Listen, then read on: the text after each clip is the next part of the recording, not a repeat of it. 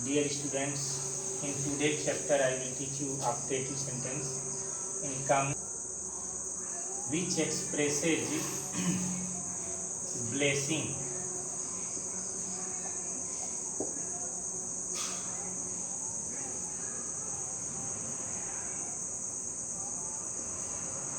curse,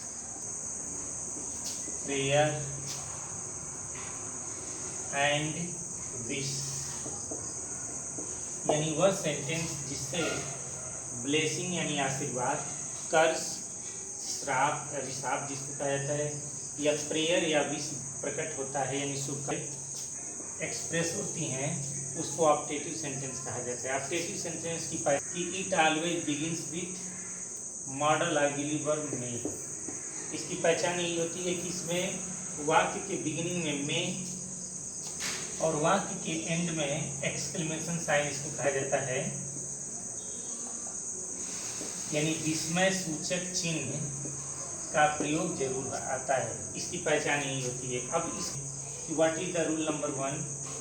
first of all reporting verb said will be changed according. बोलिए। Now we said I am saying that, मैं ये कह रहा हूँ कि रिपोर्टिंग वर्ब सेड को हम अर्थ के अनुसार विविध रूपों में बदलेंगे। जैसे अगर ब्लेसिंग है, हम यहाँ से देख लेते हैं, अगर ब्लेसिंग है तो रिपोर्टिंग वर्ब सेट को हम ब्लेस्ड में बदलेंगे, ये ध्यान रखेंगे।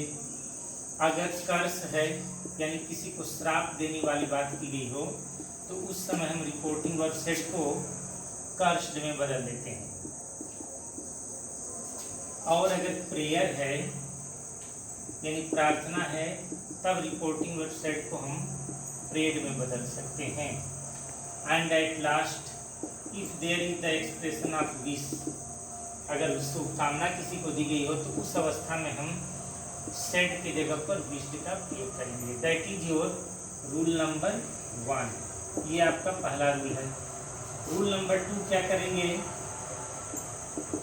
हम, जैसे कि असर्टिव सेंटेंस में इन्वर्टेड कॉमा के पहले यानी रिपोर्टेड स्पीच के पहले इन्वर्टेड कॉमा की जगह पर कनेक्टिव वर्ड दैट लगाते थे, वैसे ही लगाएंगे। रूल नंबर 3 होगा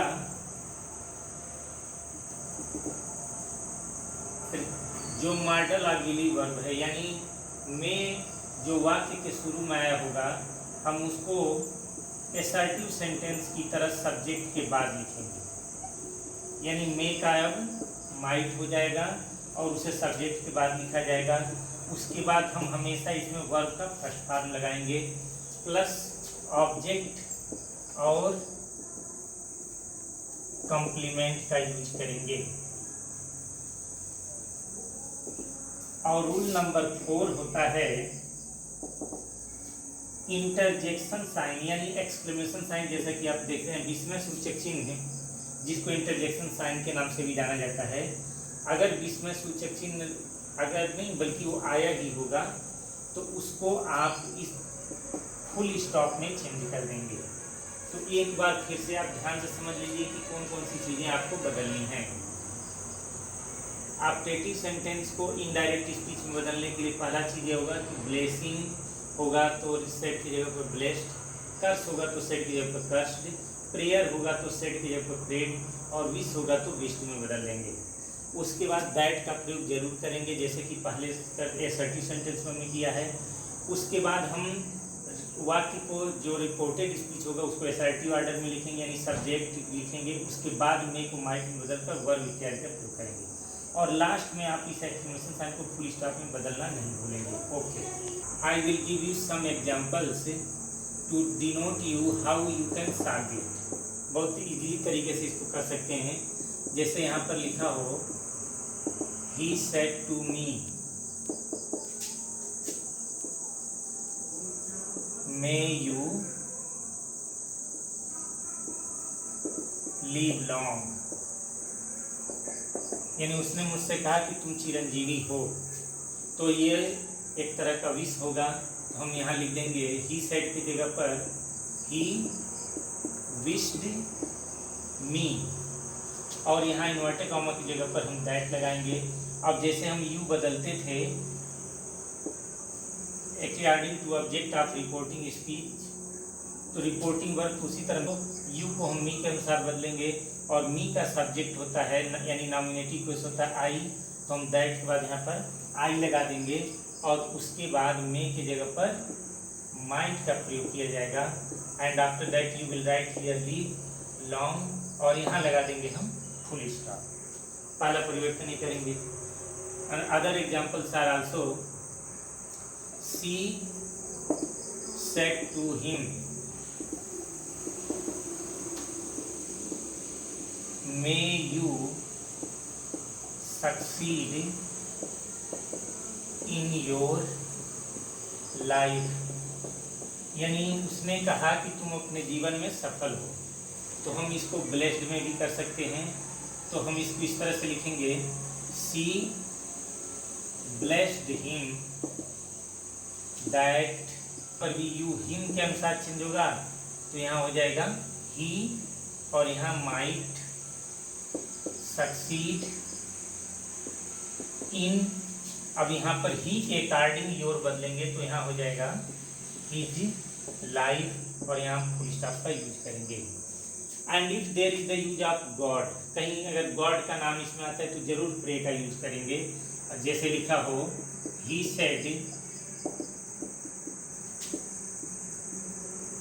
may God save your life, यानी भगवान तुम्हारे जीवन की रक्षा करें। अगर ऐसा लिखा हुआ है कि भगवान तुम्हारे जीवन की रक्षा करें तो हम यहाँ पर लिखेंगे ही प्रेड दैट, अब गॉड को आगे लाएंगे और उसके बाद माइट का यूज करेंगे, गॉड माइट सेव। अब योर जैसा कि आप जानते हैं जब कोई ऑब्जेक्ट न दिया हो तो हम उसे आई यानी फर्स्ट पर्सन और थर्ड पर्सन किसी में भी लिख सकते हैं। तो चूंकि यहाँ बोलने वाला ही है तो हिज लिखना उचित नहीं होगा। यहाँ पर अगर हम माई कर दें तो दोनों के बीच डिफरेंस समझ में आ जाएगा। He might save, God might save my life लिख दें तो ज़्यादा उचित होगा। और लास्ट बच गया आपका कर्स, श्राप। अगर कोई अभिशाप की बात आती है तो उस समय इसको ऐसे बदलेंगे the beggar said to him, भिखारी ने उससे कहा may you be ruined, यानी तुम बर्बाद हो जाओ। भिखारी ने श्राप दिया कि तुम बर्बाद हो जाओ, तो हम इसको ऐसे लिखेंगे द बेगर cursed him और उसके बाद दैट लगाएंगे, फिर यू को हिम के अनुसार चेंज करेंगे, ही और माइट लिखेंगे और उसके बाद हम बी लगाएंगे और यहाँ हो जाएगा रुइन और लास्ट में फुल स्टॉप का यूज करेंगे। In this way you can easily change optative sentence in direct speech from direct speech to indirect speech in narration. Okay, thank you.